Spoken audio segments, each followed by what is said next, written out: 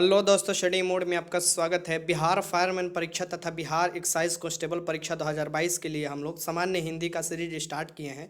आज क्लास 5 है, जिसमें संज्ञा और सर्वनाम देखने वाले हैं। यहाँ से महत्वपूर्ण प्रश्न आपके एग्जाम के लिए बन सकता है, तो ये भी ध्यान से देखिएगा और इससे पहले भी जो क्लास लिए हैं वो भी देख लीजिएगा। चलिए शुरुआत करते हैं। सबसे पहले हम संज्ञा देखते हैं।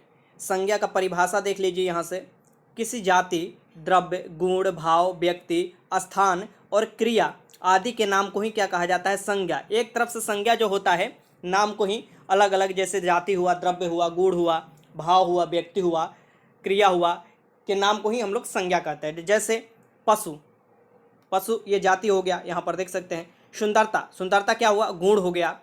व्यथा, यहाँ पर देख सकते हैं, ये भाव हो गया। मोहन, मोहन क्या हो गया? व्यक्ति हो गया। दिल्ली, दिल्ली क्या स्थान हो गया। मारना, मारना क्या हो गया? क्रिया हो गया। ठीक, तो ये आप देख सकते हैं कि अलग अलग नाम ही मात्र आपको दिया हुआ है। जैसे कि मोहन क्या हुआ? व्यक्ति का, किसी का नाम हुआ नाम।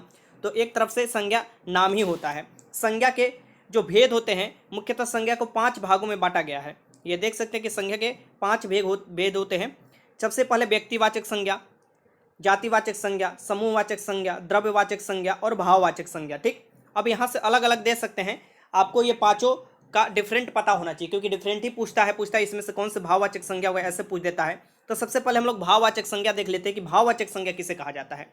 जिस संज्ञा शब्द से पदार्थ की अवस्था, यहाँ पर देखिए, पदार्थ की अवस्था, गुण, दोष, भाव, दशा, धर्म आदि का बोध हो, उसे हम लोग भाववाचक संज्ञा कहते हैं। इससे क्या पता चलता है? उसका गुण दोष पता चलता है, भाव, दशा, धर्म, अवस्था, ये सब पता चलता है, उससे भाववाचक संज्ञा कहते हैं। ठीक, जैसे बुढ़ापा, मिठास, बचपन, मोटापा, चढ़ाई, थकावट।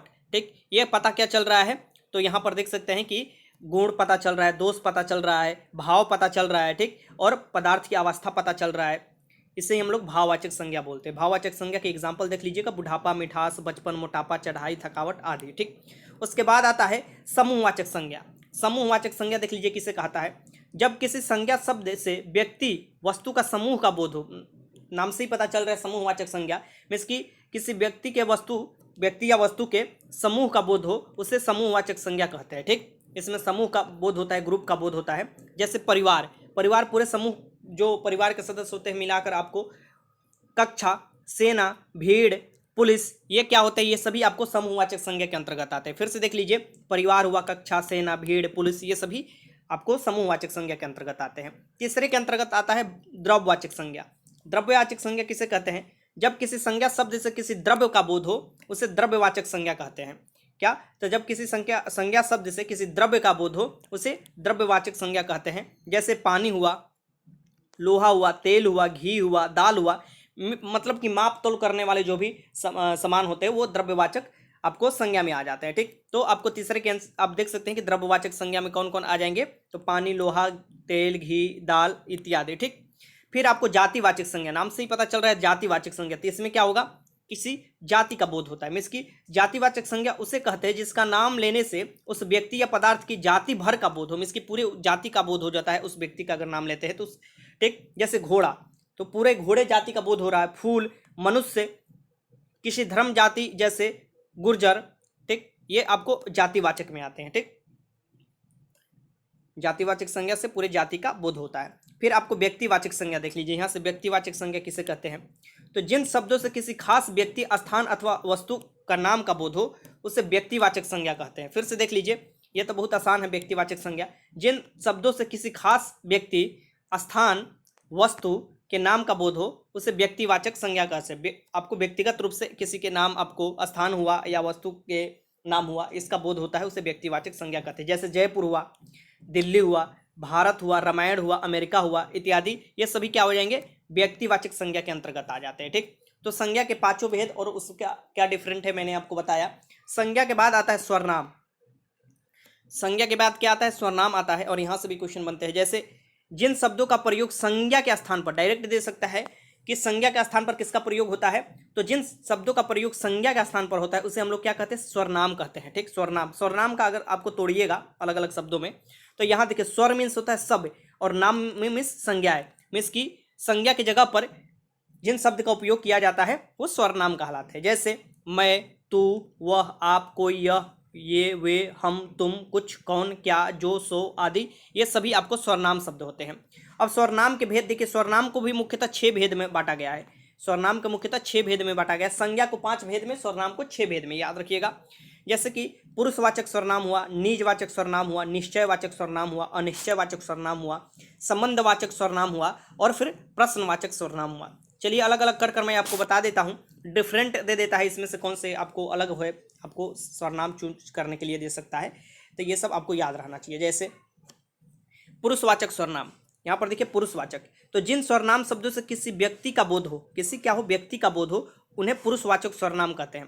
पुरुषवाचक स्वरनाम पुरुषों, पुरुषों के जगह स्त्री पुरुष दोनों हो सकते हैं, के नाम के बदले आते हैं।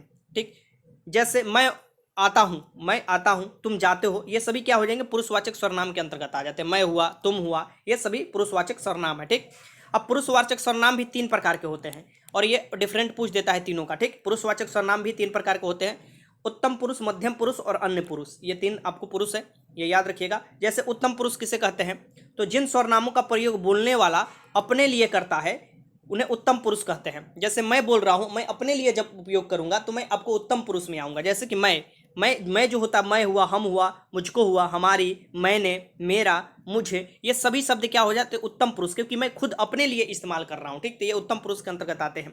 मध्यम पुरुष देख लीजिए, जिन स्वरनामों का प्रयोग सुनने वालों के लिए किया जाता है उन्हें मध्यम पुरुष कहा जाता है। जैसे कि मैं बना रहा हूँ तो मैं तो हो गया आपको उत्तम पुरुष, आप सुन रहे हैं ना, जैसे जो वीडियो देख रहे हैं आप सुन रहे हैं तो आप हो गए मध्यम पुरुष। जैसे तुम, तुम्हें, आप, तुम्हारे, तुमने, आपने, ये सभी क्या हो जाएंगे, मध्यम पुरुष के अंतर्गत आ जाते हैं, क्योंकि जब सुनने वाले के लिए कोई आपको शब्द का इस्तेमाल किया जाता है संज्ञा की जगह पर जो स्वरनाम होता है तो वो मध्यम पुरुष के अंतर्गत आता है। ठीक, अन पुरुष देखिए, अन पुरुष में क्या होगा, जिन सर्वनाम शब्दों का प्रयोग किसी अन्य व्यक्ति के लिए किया जाता है उन्हें अन्य पुरुष कहा जाता है, अन्य व्यक्ति के लिए किया जाता है। जैसे वे, यह, वह, इनका, इन्हें, उसे, उन्होंने, इनसे, उनसे, ये सब आपको किसके अंतर्गत आ जाता है, अन्य पुरुष के अंतर्गत आता है। ठीक, ये याद रखिएगा, 3 है, उत्तम पुरुष, मध्यम पुरुष और अन्य पुरुष। ठीक, ये किसका है आपको, तो पुरुषवाचक स्वरनाम का आपको अलग अलग भाग दिया है 3 भाग में। ठीक, फिर आपको आता है दूसरे पर निजवाचक स्वरनाम। निजवाचक देखिए, निज मतलब निजी से ही आपको निकला हुआ है। तो देखिए निजवाचक स्वरनाम में क्या क्या हो जाएगा, आप, स्वयं, खुद होता है। ठीक, निजी तो आप निज मिस की खुद हुआ या स्वयं हुआ या आप हुए।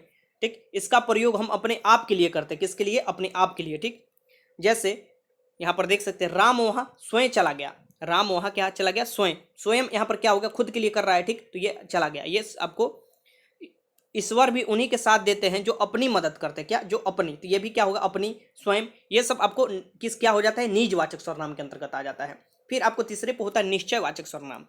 निश्चयवाचक सर्वनाम में क्या होता है, निश्चयवाचक सर्वनाम का प्रयोग किसी संज्ञा को निश्चित करने के लिए किया जाता है, किसी संज्ञा को निश्चित करने के लिए आपको कि डिफिनिट यही ही होगा संज्ञा, आपको उस संज्ञा की जगह पर जो शब्द का इस्तेमाल किया जाता है वो सर्वनाम होता है निश्चित करने के लिए। ठीक, तो जैसे ये मेरी पुस्तक है, मेरी मीन्स की अब मैं निश्चित कर रहा हूँ कि नहीं ये मेरा है। ठीक, मेरी पुस्तक, वह मंदिर है, वो निश्चित कर रहा है कि क्या, वह क्या है, एक मंदिर है। ठीक, तो ये आपको निजवाचक सर्वनाम में आ जाएंगे। जैसे यहाँ पर कौन हो जाएगा, या मेरी, वह, ये आपको कौन से निजवाचक सर्वनाम में आ जाएंगे।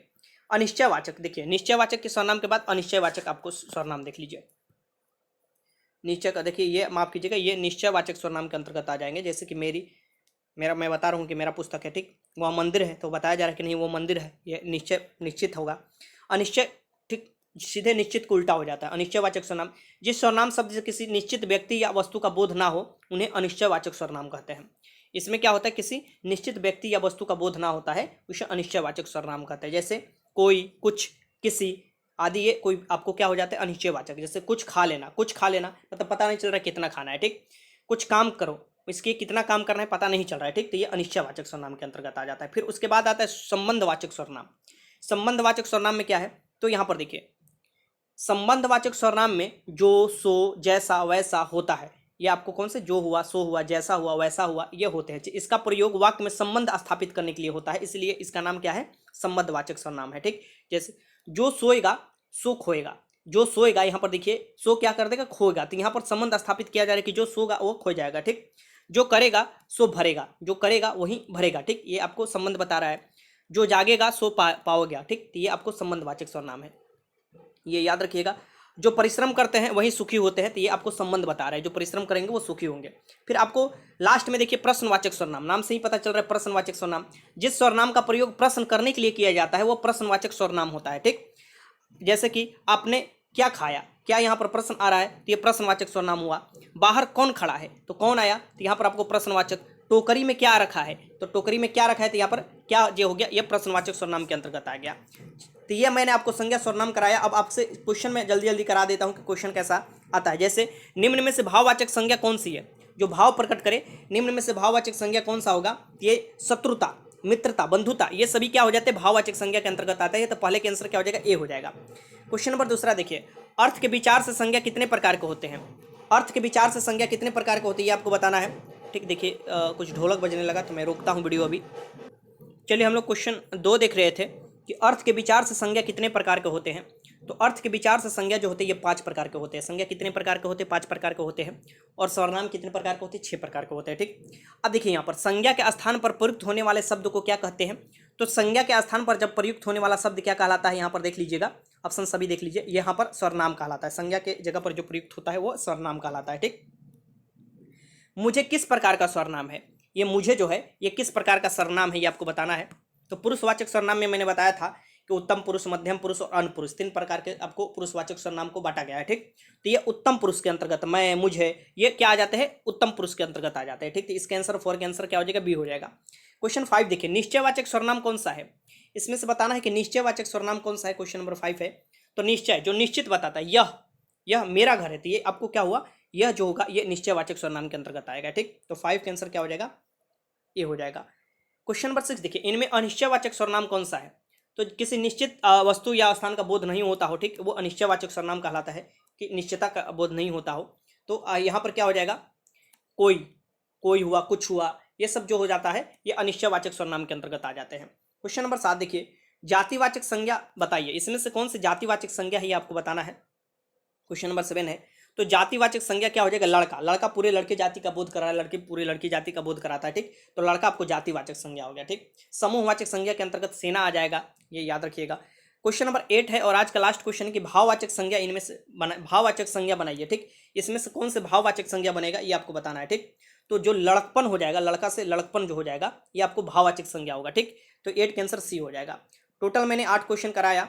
ठीक, और कैसा लगा वीडियो जरूर बताइएगा। और यहाँ से क्वेश्चन जब भी बनेगा आप आराम से कर लेंगे। कभी भी डिफरेंट करने के क्वेश्चन आता है, पूछ देता है कि इनमें से कौन निश्चयवाचक सर्वनाम होगा, अनिश्चयवाचक सर्वनाम होगा, पुरुषवाचक सर्वनाम होगा, ऐसे आपको क्वेश्चन दे देते हैं। ठीक, और मैंने क्वेश्चन भी आपको कराया। तो कैसा लगा वीडियो जरूर बताइए। वीडियो अच्छा लगा तो लाइक कीजिएगा। वीडियो देखने का आपका बहुत बहुत धन्यवाद।